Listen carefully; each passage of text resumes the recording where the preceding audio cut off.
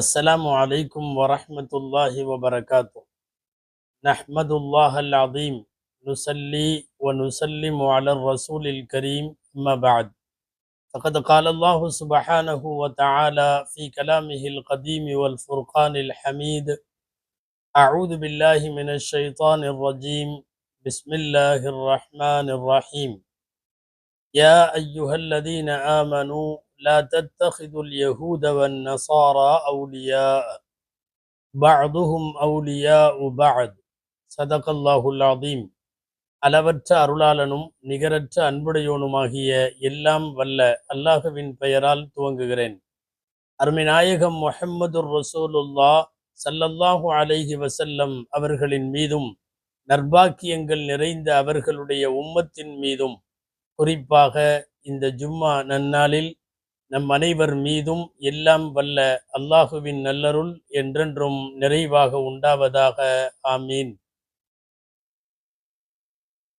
அன்பானவர்களே, அல்லாஹு ஜல்ல ஷானுஹு தஆலா தனது திருமறையில் யாருடனெல்லாம் உறவு வைத்து கொள்ள வேண்டும், யாருடனெல்லாம் உறவு பாராட்டக்கூடாது என்று தனித்தனியாய் பட்டியலிட்டு தருமிடத்தில் ஒட்டுமொத்தமாக உலக முஸ்லிம்களை பார்த்து அல்லாஹு சொல்லுகிறான்: லா தத்தஹிதுல் யஹூத வன் நஸாரா அவுலியா. யூதர்களையும் நசாராக்களையும் நீங்கள் உற்ற நேசர்களாக ஒருபோதும் ஆக்கிக் கொள்ள வேண்டாம், அவர்களில் சிலர் சிலருக்கு நேசர்கள் என்று சொல்லுகிறது அல் குர்ஆன். யூதர்களுடனான தார்மீக உறவு குறித்து பேசுகிறது திருக்குர்ஆனுடைய இந்த வசனம். நூற்றுக்கணக்கான வசனங்களில் யூதர்களினுடைய அத்துமீறல்கள், வரம்பு மீறல்கள், வரலாற்றில் நீண்ட நெடுங்காலமாக அவர்கள் புரிந்து வந்த அக்கிரம செயல்கள், அவர்களினுடைய இயற்கையான சுபாவம், மனிதகுலத்திற்கான அவர்களின் அச்சுறுத்தல், இதை பற்றியெல்லாம் உலகத்தின் வேறு எந்த சமயமும் யூதர்களை பற்றி இவ்வளவு தெளிவாக பேசியிருக்க முடியாது. அல் குர்ஆன் அதையெல்லாம் விரித்து கூறியிருக்கிறது.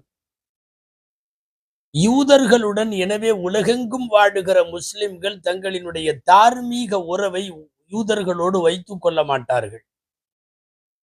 மனிதாபிமான அடிப்படையில் சக மனிதர்களாய் அவர்களை பார்ப்பதற்கு நாம் தவறுவதில்லை. ஆனால் அதே சமயம் அவர்களோடு தனிப்பட்ட முறையில், ராஜ்ய முறையில் எந்த விதமான உறவுகளும் வைத்திருத்தல் நல்லதல்ல என்கிற குர்ஆனின் வழியில் இன்றளவும் உலக முஸ்லிம்கள் இருக்கிறார்கள். இதை அப்பட்டமாக மீறியவர்கள் இன்றைய அரபுலகத்தினுடைய மன்னர்கள். சுமார் 56 நாடுகளை சார்ந்த, அரபு நாடுகள் சார்ந்த அதிபர்களில் ஏராளமான பேர் யூதர்களுக்கும் நசராக்களுக்கும் வாள் பிடிப்பவர்களாய், சொம்பு தூக்குபவர்களாய், அவர்களினுடைய கருத்துக்களை, அவர்களினுடைய அத்துமீறல்களை வரவேற்பவர்களாய் இருக்கிறார்கள் என்பது இன்றைய உலகின் மிக வருத்தமான ஒரு செய்தி. அன்பானவர்களே, ஈரானில் அதிகம் வாழுவது ஷியாக்கள், நாங்களெல்லாம் சுன்னத்து வல் ஜமாத்துகள் என்கிற போர்வையில் இந்த அநியாயத்தை நியாயப்படுத்திவிட முடியாது. ஒட்டுமொத்தமாக இன்றைய முஸ்லிம் உலகம் அரபுலகத்தின் மன்னர்களுக்கு எதிராகவே இருக்கிறது என்று சொன்னால் அது மிக இல்லை. அல்லாஹுவின் தூதர் பெருமானார் ஸல்லல்லாஹு அலைஹி வஸல்லம் அவர்களிடம் ஒரு மனிதர் கேட்பார்: மல் அஸபிய்யத்து யா ரசூலல்லாஹ். அல்லாஹுவின் தூதரே, பிடிவாதம், வெறித்தனம், தீவிரம் என்பது என்ன என்று கேட்கிறார். அழகான பதில் சொன்னார்கள் நபி ஸல்லல்லாஹு அலைஹி வஸல்லம்: அல் அஸபிய்யத்து அன் தன்சுர அகாக அலல் ظுல்ம். உன்னுடைய முஸ்லிமான சகோதரன் ஒரு அநியாயத்தை செய்கிற போது அந்த அநியாயத்திற்கு நீ உதவுவதும் துணை போவதும் வெறித்தனமாகும் என்கிறார்கள். ஒரு செயலை, அது அநீதம், ஆனால் அதை செய்வது முஸ்லிம் என்கிற காரணத்தால் அதை நியாயப்படுத்திவிட முடியாது. அந்த முஸ்லிமுக்கு நாம் வக்காலத்து வாங்க முடியாது, சப்போர்ட் செய்ய முடியாது. அந்த அடிப்படையில் தான் இன்றைக்கு அரபுலகத்தின் நிறைய அதிபர்கள் யூத நசராக்களுக்கு துணை போவதை, அவர்களின் அக்கிரமங்களுக்கு உடந்தையாக இருப்பதை, ஒருபோதும் இஸ்லாமிய சமூகம் அதை ஏற்பதில்லை. உங்களுக்கு தெரியும், வளைகுடாவில் அமெரிக்கா மற்றும் இஸ்ரேலினுடைய ஆதிக்க பசி, வளங்களை சுரண்டுகிற ரீதியிலான போர் ஒரு மாதத்திற்கும் மேலாக நடைபெற்று வருகிறது. தன்னந்தனியாக ஈரான் களத்தில் நின்று அவர்களை எதிர்கொண்டு ஏறத்தாழ வெற்றியும் பெற்றுவிட்டது என்கிற அறிவிக்கிற சூழல்தான் இன்றைக்கு இருக்கிறது. ஆனால் இந்த யூதர்களுக்கும் நசராக்களுக்கும் அமெரிக்கா, இஸ்ரேல் உள்ளிட்ட பயங்கரவாத சக்திகளுக்கு பின்னணியில இருந்து இடம் கொடுப்பதும், தளம் கொடுப்பதும், ஆயுதங்கள் அளிப்பதும், ஒத்து உதுவதும், அவர்களை முழுமையாய் நம்புவதும் யார் தெரியுமா? வெட்கக்கேடு இந்த அரபுலகத்தினுடைய மன்னர்கள். பப்ளிக்ல முஸ்லிம்ல ஒரு முஸ்லிம் கூட இந்த செயலுக்கு சப்போர்ட்டாக இல்லை. அரபுலகத்தின் மன்னர்கள் திருந்த வேண்டிய தருணம் வந்துவிட்டது. அன்பானவர்களே, கண்ணெதிரே அவர்கள் பார்த்து விட்டார்கள். அவர்கள் நம்பிய மலை போன்ற ஒரு சக்தி ஒன்றுமில்லாத புஸ்வானம் என்பதை எதிர்க்க துணிவற்ற கோழை என்பதை இன்றைக்கு அவர்கள் பார்த்து விட்டார்கள். ஒரு மாசத்துக்கு முன்னாடி, போர் துவங்குறதுக்கு முன்னாடி அரபு நாடுகளின் அதிபர்கள் எல்லாம் சொன்னது என்ன தெரியுமா? ஈரான் மீது அமெரிக்காவும் இஸ்ரேலும் அநியாயமாக தாக்குதல் தொடுத்தால் எங்களுடைய வான்பரப்பை பயன்படுத்துவதற்கு நாங்கள் அனுமதிக்க மாட்டோம் என்று சொன்னார்கள். அப்படி சொன்னது கூட ஈரான் எங்கே தங்களை தாக்கிவிடுமோ என்கிற பயம், அல்லது உள்நாட்டில் கிளர்ச்சி ஏற்பட்டு அது தங்களினுடைய ஆட்சிக்கும் மாட்சிக்கும் ஆபத்து ஏற்படுமோ என்கிற பயத்தில் தான் அப்படி சொன்னார்கள். ஆனால் போர் துவங்கியதற்கு பிறகு இந்த அரபுலகத்தினுடைய அதிபர்கள் செஞ்சது என்னன்னா, யுஎஸ்னுடைய இராணுவ தளங்கள் அத்தனைக்கும் இவர்கள் அனுமதி கொடுத்து உள்ளே வைத்திருந்தார்கள். சொல்ல போனால் எங்களை அமெரிக்கா பாதுகாக்கும் என்கிற ஒரு கண்ணோட்டத்தில் அமெரிக்காவிற்கு எல்லா வகையிலும் ஒத்துழைத்தார்கள். இது ஒரு வரலாற்று துரோகம். நன்றாக உலகத்திற்கே தெரியும், மத்திய கிழக்கு நாடுகளில் குவைத்திலோ, கத்தாரிலோ, சவுதியிலோ, எமிரேட்ஸிலேயோ, பஹ்ரைனிலோ எல்லா இடத்திலும் அமெரிக்கா தளம் அமைத்து இராணுவத்தை நிப்பாட்டி வைத்திருப்பது அரபுகளை பாதுகாப்பதற்கு அல்ல, இஸ்ரேலை பாதுகாப்பதற்கு மட்டும்தான். இரண்டாவது காரணமாக சொல்லுவதென்றால் ஈரானை அழிப்பதற்குத்தான். இந்த விவரமெல்லாம் தெரிந்தும் கூட அவர்களோடு ஒத்துப்போகிற அரபுகள் எந்த வகையிலான ஈமான், எந்த வகையிலான இஸ்லாம் இவர்களுக்கு இருக்கிறது? ஏற்கனவே அரபுலகத்தின் மீது கடும் அதிருப்தியில இருக்கிறார்கள் உலக முஸ்லிம்கள் எல்லாம், குறிப்பாக சவுதி. புனிதம் நிறைந்த ஹரம் ஷரீஃபுகளை தாங்கி இருக்கக்கூடிய அந்த மண்ணை எவ்வளவு தூரம் பாவச் செயல்களுக்கான களமாக்க முடியுமோ அந்த வேலையை செய்து கொண்டிருக்கிறார்கள். விசன் 2030 என்கிற 2030 கனவை நோக்கி நகர்கிற சவுதி ஏராளமான மார்க்க ரீதியான ஷரியத்திற்கு புறம்பான செயல்களை அனுமதித்திருக்கிறது. தியேட்டர்கள் திறக்கப்பட்டிருக்கிறது. ரியாத் உள்ளிட்ட இடங்களில் பார்கள் திறக்கப்பட்டிருக்கிறது. அரைகுறை ஆடைகளோடு பெண்கள் நடமாடுகிற கிளப்புகளுக்கு அனுமதி வழங்கப்பட்டிருக்கிறது. தபர்ருஜுன் நிசா என்று குர்ஆன் கண்டித்து சொல்லுகிற தவறான பாலியல் சுதந்திரங்களோடு பெண்கள் உலா வருதல் என்பது கொஞ்சம் கொஞ்சமாக ஹரம் ஷரீஃபுகள் நிறைந்திருக்கிற அந்த புனித மண்ணிலையும் தலை காட்ட துவங்கி இருக்கிறது. போதாக்குறைக்கு நாங்கள் வெளிநாட்டினருக்கு உல்லாசங்களை ஏற்பாடு செய்து தர வேண்டும் என்று ஒரு கடல் தீவுக்கு பிரம்மாண்டமாய் தயாராகி கொண்டிருக்கிறது அந்த நாடு. எம்பிஎஸ் என்று அழைக்கப்படுகிற முகமது பின் சல்மான் பத்திரிகையாளர் சந்திப்பில் எல்லாம் சொல்லுகிறார், ஆம், நாங்கள் 2030 ஒரு கனவு அரபுலகத்தை நோக்கி நகர்கிறோம். லா நுதையு ஸலாஸீன ஸனா மின் அவ்காத்தினா மின் அமாரினா, எங்களுடைய ஆயுள்ள 30 வருஷத்தை நாங்க வீணடிக்க விரும்பல. நாங்களும் இந்த உலகத்தை அனுபவிக்க வேண்டும், அதன் இன்பங்களை நாங்களும் பகிர வேண்டும் என்கிற அடிப்படையில் இன்றைக்கு வேகமாய் ஷரியத்திற்கு மாற்றமான காரியங்கள் செய்யப்பட்டு, இதற்கு எதிராக யாராவது வாய் திறந்தாலோ, இதற்கு எதிராக ஏதேனும் ஷரியத்தை குறித்து எச்சரித்து பேசினாலோ அந்த உலமாக்கள் எல்லாம் சிறைகளுக்கு அனுப்பப்பட்டிருப்பது ஒட்டுமொத்த இஸ்லாமிய உலகிற்கு மிகப்பெரிய அதிருப்தியை அரபுலகத்தின் அதிபர்கள் மீது தந்திருக்கிறது. என்னென்ன அக்கிரமங்களை செய்தார்கள்? இதோ இப்போது ஈரான் மீது லட்சக்கணக்கான முஸ்லிம்களினுடைய வாழ்வாதாரத்தை கேள்விக்குறியாக்குகிற அந்த நாட்டினுடைய மூத்த குடிமகனை கொன்று குவித்திருக்கிற இந்த பாவச் செயலுக்கு இத்தனை நாடுகள் துணை போவது, அரபுலகத்தின் அதிபர்கள் உடந்தையாக இருப்பது எந்த வகையான நியாயம்? இன்றைக்கெல்லாம் வெளிச்சமாகிவிட்டது. அவர்கள் மத்திய கிழக்கிலே காலூன்றி இருப்பது, யுஎஸ் காலூன்றி இருப்பது இவர்களை பாதுகாக்க அல்ல, இஸ்ரேலை பாதுகாப்பதற்குத்தான். விமானத்தை அன்பளிப்பாக வழங்கினார்கள். காசுகளை பல மில்லியன் ட்ரில்லியன் டாலர்களை கொடுத்து அடிக்க சொன்னார்கள். எல்லாம் இப்போது வெட்ட வெளிச்சத்திற்கு வந்திருக்கிறது. ஈரான் மீதான தாக்குதலை தூண்டி கொண்டிருக்கிறார்கள். ஏன் அவர்களுக்கிடையிலே கூட ஒற்றுமை இல்லாமல் கத்தாரை அடிப்பதற்கு சவுதியும் இமாராத்துகளும் பணம் கொடுத்திருப்பது இப்போது ஊடகங்களின் வழியாக வெளிச்சத்திற்கு வருகிறது. எல்லா நாட்டிலையும் யுஎஸ்க்கு பேஸ் இருக்கிறது, அத்தனை அரபு நாடுகளுக்கும்.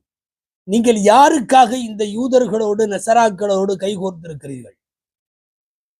ஒரு இடம் அல்ல, 2 இடம் அல்ல, திருக்குர்ஆனின் வழி நெடுகிலும் வான்முறை எச்சரித்துக் கொண்டே இருக்கிறது. யூத நசராக்களுடைய கூட்டணி என்பது கொல்லிக்கட்டையிலே தலையை தொறிவதற்கு சமம், சொந்த காசிலே சூனியம் வைத்துக் கொள்ளுவதற்கு சமம், தன்னைத்தானே தலைவாரி தன் தலையிலே மண்ணை போட்டு கொள்ளுவதற்கு சமம். நான் அரபுலகத்தின் அதிபர்களை பார்த்து இந்த உலக முஸ்லிம் சமுதாயம் கேட்கிறது, இவர்கள் என்ன செய்தாலும் அது நியாயமா? அமெரிக்கா இஸ்ரேல் கூட்டணி படைகள் காசாவை படுத்திய பாடு உங்களுக்கு தெரியும். வாய் திறந்தீர்களா? பிஞ்சு குழந்தைகள் கொல்லப்பட்ட போது வாய் திறந்தீர்களா? ஹாஸ்பிட்டலிலே உயிர்காக்கும் மருத்துவத்திற்கு போராடுகிற குழந்தைகளின் மீது குண்டு போட்ட போது நீங்கள் எல்லாம், இந்த அரபு ஷேக்குகள் எல்லாம் எங்கிருந்தீர்கள்? உணவும் தண்ணீரும் அந்த நகரத்திற்குள்ளே போக விடாமல் நிவாரண பொருட்களை ஏற்றி வந்த ட்ரங்குகளை எல்லாம் தடுத்து நிறுத்திய போது உங்களின் வாய் திறந்ததா? ஆயிரக்கணக்கான பெண்கள் விதவைகளாகி வீதியில் நிற்கிறார்களே, உங்கள் வாய் திறந்ததா? இத்தனையும் இல்லாமல் நீங்கள் எதற்கு அரபுலகத்திற்கு சப்போர்ட் செய்ய வேண்டும்? இது அமெரிக்காவிற்கும் இஸ்ரேலுக்கும் நீங்கள் சப்போர்ட் செய்ய வேண்டும். ஒரு எலும்பு கூடு, உருக்கி உழைக்கப்பட்ட ஒரு எலும்பு கூடை போன்று காட்சி தரக்கூடிய பண்டைய அழகிய நகரம் பலஸ்தீன் இப்படி உருக்குலைந்து போனதற்கு பின்னால் உங்களின் மௌனம் இருக்கிறதா இல்லையா? உலக முஸ்லிம் சமுதாயம் பார்த்து கொண்டே இருக்கிறது. அரபுலகத்தின் அதிபர்களுக்கும் உலக முஸ்லிம்களுக்கும் எந்த சம்பந்தம் இல்லை. இஸ்லாத்திற்கு அவர்கள் ஆதரவானவர்களோ இஸ்லாத்தினுடைய சேவையாளர்களோ அல்ல. தங்கள் சொந்த சொத்துக்களை, தங்களின் மாளிகைகளை, தங்களின் அரசாட்சியை பாதுகாத்துக் கொள்ளுவதற்காக தேவைப்பட்டால் இஸ்ரேலின் காலை நக்கவும் இவர்கள் தயாராக இருக்கிறார்கள் என்பதை இந்த போர் வழியாக உலகத்திற்கு நீங்கள் சொல்லிக் கொண்டிருக்கிறீர்கள். மனிதாபிமான அடிப்படையில் காஃபிர்களான எத்தனையோ நாடுகள் கூட வாய் திறந்து பலஸ்தீனத்திற்கும் காசாவுக்கும் இஸ்ரேலுடைய அத்துமீறலுக்கு எதிராக பேசியதை, இஸ்ரேலுக்கு எதிராக நீங்க ஏன் வாய் திறக்க மாட்டேங்கிறீங்க? முன்பெல்லாம் இஸ்ரேலுக்கு எதிராக பத்துவா செய்து ஓதப்பட்ட ஹரம் ஷரீஃபினுடைய சவுதியினுடைய பள்ளிவாசல்களில் அந்த துவாக்கள் இப்போது இல்லையே, ஏன்? இதோ இப்போதும் ஈரானிலே 165 பெண் குழந்தைகளின் பள்ளிக்கூடத்தின் மீது குண்டு போட்டு புத்தக பைகளை சுமந்து சென்றவர்கள் இரத்தமும் சதையுமாய் துடிக்க துடிக்க முஸ்லிம் சிறுமிகள் கொல்லப்பட்டதை உலகத்தில் அத்தனை நாடுகளும் கண்டித்த போது யுஎஸ்ஐ பார்த்து நீ செய்வது சரியல்ல என்று சொல்லுவதற்கு உங்களுக்கு துப்பில்லை தானே? உங்களுக்கு அப்படிப்பட்ட ஆண்மைகளை இறைவன் வைக்கவில்லையா? இதெல்லாம் கூட பரவாயில்ல, ரொம்ப உச்சகட்டம் இந்த வாரம் நடந்திருக்கிறது. புளோரிடாவிலே சவுதியினுடைய முதலீட்டாளர்கள் மாநாடு ஒன்று. அந்த அரங்கத்திலே அமெரிக்கர்கள் இருக்கிறார்கள், பல தேசத்தை சார்ந்தவர்கள் இருக்கிறார்கள், குறிப்பாக சவுதி முதலீட்டாளர்கள் எல்லாம் இருக்கிறார்கள். சொல்ல போனால் அரபுகளுடைய விஐபிகள். அதில் பேசிய யுஎஸ் உடைய அதிபர் டொனால்டு ட்ரம்ப் பேசுகிறார், சவுதியின் இளவரசர் முகமது இப்னு சல்மான் என்னுடைய, சொல்ல கூச்சமாக இருக்கிறது, என் பின்புறத்தை நக்கி கொண்டிருக்கிறார் என்று பேசுகிறார். உலகத்தில் இவ்வளவு வல்கரா, இவ்வளவு ஆக்குவடா, இவ்வளவு கெட்ட வார்த்தையா? ஆங்கிலத்தில் ASS என்கிற அந்த வார்த்தையை பதிய மனமில்லாமல் முன்னணி ஊடகங்கள் எல்லாம் போட்டு 2 புள்ளி வைத்து அந்த வார்த்தையை போட்டிருக்கிறது. அச்சில் ஏற்றுவதற்கு கூட தகுதி இல்லாத ஒரு வார்த்தையை நீங்கள் இவ்வளவு காலம் யாருக்கு தளம் அமைத்து கொடுத்தீங்களோ, யாரை பாதுகாத்தீங்களோ, யாருக்கு விமான அன்பளிப்பா கொடுத்தீங்களோ, நீங்க எங்களை ரட்சிப்பவர் போல காப்பாற்றுங்கள் அப்படின்னு யாருக்கு நீங்கள் கம்பளம் பிரித்து வரவேற்றீர்களோ, அவன் சொல்றான் தன்னுடைய பின்பகுதியை நக்கி கொண்டிருக்கிறார் என்கிற வார்த்தை எவ்வளவு ஆக்குவடானது. இந்த கெட்ட வார்த்தையை எப்படி அந்த நாடுகள் சகித்து கொள்ள போகிறதுன்னு தெரியல. அவர் சொன்னது வேண்டுமானால் ஒரு நாட்டினுடைய சவுதியின் இளவரசரை பற்றியாக இருக்கலாம். ஒட்டுமொத்தமாக யகூதி நசராக்களுக்கு அடிமைத்தனமாக இருக்கிற அரபு நாடுகளின் அதிபர்கள் அத்தனை பேருக்கும் இந்த வார்த்தை தகும். உங்களுடைய கனவெல்லாம் பலிக்கவில்லை. நீங்கள் நினைத்தது என்ன தெரியுமா? அமெரிக்கா வந்து விட்டால் ஈரான் சாம்பலாகிவிடும். சாம்பலாகி விடுகிற ஒரு இடத்தில் நிலையில் அந்த நாடு இல்லை. அது அவர்களின் பாரம்பரியமும் இல்லை. இதோ இப்போது பாரசீகம் ஒரு புதிய வல்லரசாய் உலகத்தின் கண்களுக்கு தெரிகிறது. சின்னஞ்சிறிய நாட்டிலிருந்து பெரிய நாடு வரையும் பிரம்மாண்டமாய் பார்க்கிறார்கள். ஏன்னா ஒரு ஒத்த நாடு மிகப்பெரிய அணு ஆயுத பலம் கொண்ட 2 நாட்டையும் வாங்கடா பார்க்கலான்னு கூப்பிடுகிற தைரியமும் ஆண்மையும் திராணியும் வீரியமும் இந்த உலகத்தில் ஈரானுக்கு மட்டும் உண்டு என்பதை நிரூபித்திருக்கிறார்கள். ஒரே டைம்ல 7-8 அரபு நாடுகள்ல இருக்கிற அத்தனை அமெரிக்க தளங்களையும் நோக்கி குண்டுகள் பாய்கிறது, ஏவுகணைகள் போகிறது. உங்களுக்கு கொஞ்சமாவது யோசனை வேணாமா? நீ யாரை பாதுகாப்புக்கு கூப்பிட்டு வச்சிருக்கியோ அவன் இந்த அடி வாங்குகிறான். மானவிருப்பவன் இனிமேலாவது திருந்துவான் அல்லவா? பெரிய வல்லரசுகளாக இந்த உலகத்தில் ஆதிக்கம் சொல்லிக் கொண்டிருந்தவர்களை எல்லாம் அடக்கி ஆளக்கூடிய ஒரு நிலையில் வா பார்க்கலாம் என்கிற தைரியத்தோடு இன்றைக்கு கூவி அழைக்கிறது ஈரான்.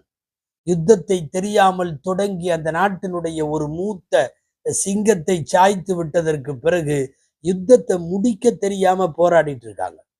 காசாவின் உருக்குலைந்த காட்சி போல இன்றைக்கு இஸ்ரேல் தலைநகரத்தினுடைய காட்சி. உலகத்தில் மிகைப்படுத்துவதாக நினைக்க வேண்டாம். உருக்குலைந்து போயிருக்கிற இஸ்ரேலுடைய நகரத்தை பார்த்து ஆல்மோஸ்ட் இந்த உலகத்தில் சந்தோஷப்பட்டவர்கள் அதிகம். அதற்காக இறக்கப்பட்டவர்கள் ஆல்மோஸ்ட் இல்லை என்று சொல்லலாம். இருந்தாலும் இந்த நாட்டின் 1-2 சங்கிகளை போல 1-2% இருக்கும். உலகம் முழுக்க இஸ்ரேல் அழிக்கப்படுவதை ஆனந்தத்தோடு பார்க்கிறார்கள். இந்த நேரத்தில் சத்தம் இல்லாமல் கதவை பூட்டி கொண்டு இப்படி ஆகிவிட்டதே என்று அழுகுவது அரபுலகத்தின் அதிபர்கள் மாத்திரம்தான். உங்களுக்கெல்லாம் இந்த ஆண்மையும் தைரியமும் எங்கு போயிற்று? அமெரிக்கா தரைப்படையை அனுப்ப போகிறேன் என்று பூச்சாண்டி காட்டுகிற நேரத்தில் ஈரானிலிருந்து பதில் குரல் வீரியத்தோடு வருகிறது. உள்ளே வாருங்கள், வா பார்க்கலாம். 20 வருஷமா அதுக்கு தான் காத்துட்டு இருக்கோம். தைரியம் இருந்தா உள்ள வான்னு இந்த உலகத்தில் அமெரிக்காவை வா பார்க்கலாம் வர்ற அத்தனை பேரும் எங்கள் நாட்டின் கடல்களின் சுறா மீன்களுக்கு உங்களுடைய உடல்கள் இரையாகும் என்று சொல்லுகிற தைரியம் இந்த உலகத்துல வேற எந்த நாட்டுக்கும் கிடையாது, ஈரானை தவிர. கோழைகளாக முடங்கி கொண்டிருக்கிற அரபுலகத்தினுடைய அதிபர்களுக்கு முஸ்லிம் உம்மத்து வைக்கிற முக்கியமான வேண்டுகோள் இதுதான். இனியாவது திருந்துங்கள். அவர்கள் வருந்தும் வரை போர் தொடரும் என்று அறிவித்திருக்கிறது ஈரான். ஒரு நாட்டை சுடுகாடாக்க முடியாது என்பது நிரூபணமாக இருக்கிறது.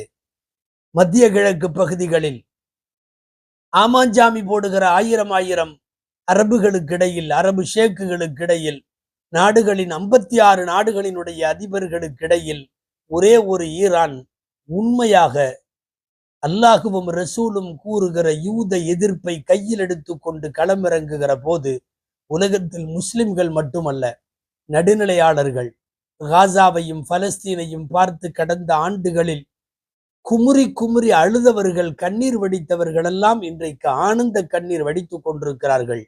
தயவு செய்து அடிவருடிகளாய், அடிமைகளாய், அவர்களின் கைப்பாவைகளாய் செயல்படுவதை விட்டுவிட்டு முஸ்லிம் அதிபர்களெல்லாம், அரபுலகத்தினுடைய அதிபர்களெல்லாம் ஒன்று சேருங்கள். அசைக்க முடியாத சக்தியாய் இஸ்லாமும் முஸ்லிம்களும் இந்த உலகத்தில் இருப்பார்கள். மனிதாபிமானத்தோடு பழகுவது வேறு, கொலைகாரனுக்கு தண்டனை கொடுப்பது வேறு. அந்த அடிப்படையில் ஈரானுடன் இணைந்திருப்பதில் இஸ்லாமிய உம்மத்து பெருமைப்படுகிறது என்பதை உலகத்திற்கு இன்றைக்கு நிரூபித்துக் கொண்டிருக்கிறது நீங்கள் காணுகிற அத்தனை ஊடகங்களும்.